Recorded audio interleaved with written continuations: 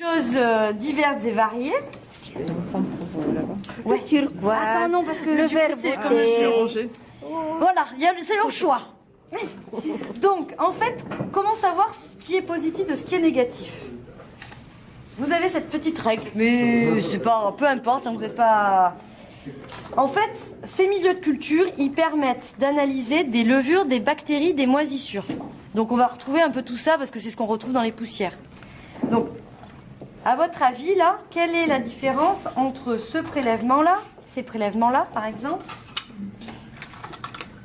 Toc. Ici. Pour vous, qu'est-ce qui serait positif, de négatif? Il me paraît que ça, c'est négatif. Normalement, c'est le bleu. Le bleu, c'est négatif. C'est positif. C'est la Alors, situation la plus grave. Alors, le bleu, alors voilà, on va commencer par le bleu. En fait, c'est les bactéries qui vont réagir en bleu. Donc, dès que vous avez du bleu, ça veut dire que c'est des bactéries que vous avez sur votre milieu de culture. Mais les bactéries, finalement, il y en a partout et il n'y a pas de problème par rapport aux documents. Elles vont rien faire. Donc, ça, pour moi, c'est négatif. Ok ? Alors que, pourtant, ça pourrait paraître catastrophique.